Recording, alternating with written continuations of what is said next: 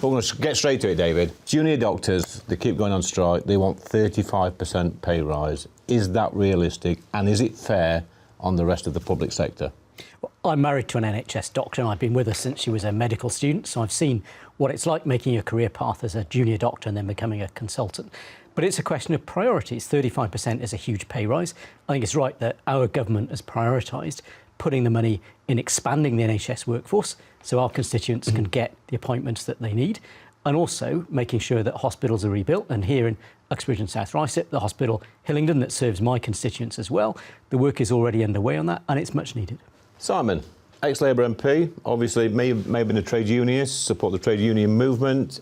Is it reasonable to expect a 35% pay rise? It's excessive, and my concern is that the whole issue is becoming politicised. It's almost as though some of the junior doctors are taking action to be able to attack the government rather than considering the patients and putting the patients first. So that's my biggest concern. So I recently went to see a constituent of mine in his own home. He'd had a tumour, a brain tumour, and to get the operation, it was an aggressive form of cancer.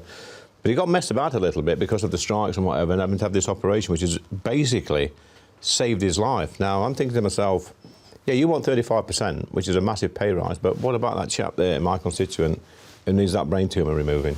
There's been a 10% reduction in cancer deaths in the UK in the last decade, and that's as a result of improving technology and treatments. But if you can't get to see a doctor, then clearly that's not going to help you. And that's why certainly I, and I think many others in our government, would encourage all these junior doctors to get back to work, to recognise the government has prioritised the lower paid staff in the NHS in the last few years. They're the ones that have had the best treatment when it comes to pay settlements. But overall, the priority is expanding the workforce and getting our hospitals up to the standard that our patients expect. So, Simon, record amounts of investment in our NHS and our hospitals, as David rightly so. Do you think the great British public are now losing patience with some of these strikers like the junior doctors?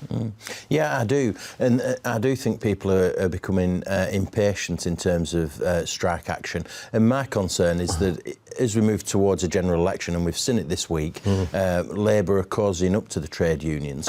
I'm concerned that we're going to see a return to the 1970s where there was a lot of strike action taking place, and that seems to be increasing. And that's coming from a left in the corner, David. But we're going to move on to the next subject. It's on most of my shows, and that's immigration. We've seen already over the past week or so Keir Starmer's new plan to control illegal immigration. For me, his plan is actually legalising illegal immigration. We're going to see influx now of hundreds of thousands of people coming over the Med into Europe and filling the forms out and hopefully getting a place in the UK or wherever. Is this going to stop the swaves of people coming to Europe? Well, clearly we've got to work with the EU on this, but Starmer's plan seems to be for a lack of control. The idea that we create a situation where instead of some tens of thousands coming across, which we're bearing down on at the moment, we'd have potentially 120,000 or more and no control over those numbers at a time when the British people have been very clear. We're happy to open our hearts, open our houses to people coming as refugees from Ukraine, from Syria, from Hong Kong. What we don't want to see is people able to jump the queue. That's what was one of the big motivating reasons for people wanting the government to take a tougher line on immigration, and that, I think, is where we've got to. So Starmer's new plan, Simon, is this a solution to an increasing problem, or is it just a recipe for disaster?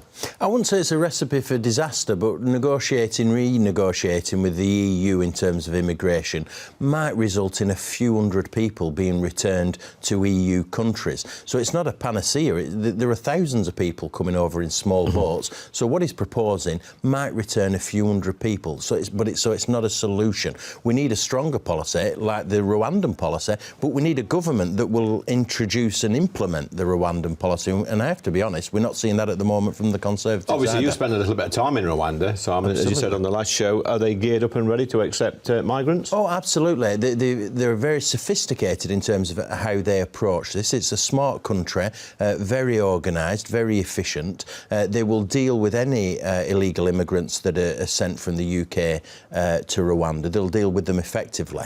And I think we should get on with that policy. And of course, David, they already take asylum seekers, refugees from other places in the world.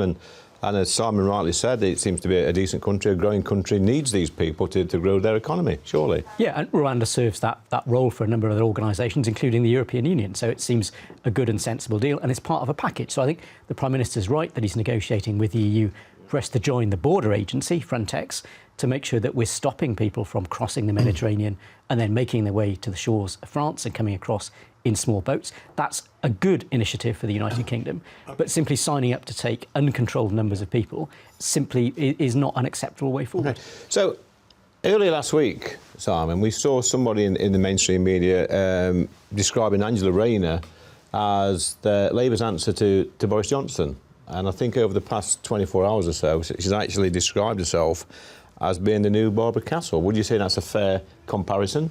Well, Barbara Castle was a famous 60s, 70s, 80s Labour politician, iconic almost, Labour MP for Blackburn, where I was a councillor for many years. Barbara was a highly intelligent, sophisticated, almost regal politician, and Angela doesn't fit any of those descriptions, I'm sorry to say. So, David, Barbara Castle, great politician. Angela Rayner would say she's a great politician.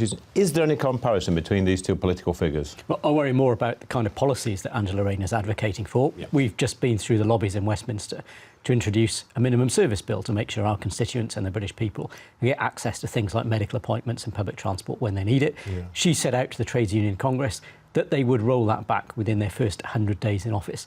You think it's right, Simon, for politicians of the present day to compare themselves to politicians from decades ago? You know, especially good politicians like Barbara. Is that fair? Is it reasonable? No, I think it's unwise, really. Because, I mean, if you delve further into Barbara Castle's record, she wrote In Place of Strife, which was all about modernising the trade union movement, and I don't see Angela attempting to do anything like that, certainly from a performance at the Trade Union Congress this week.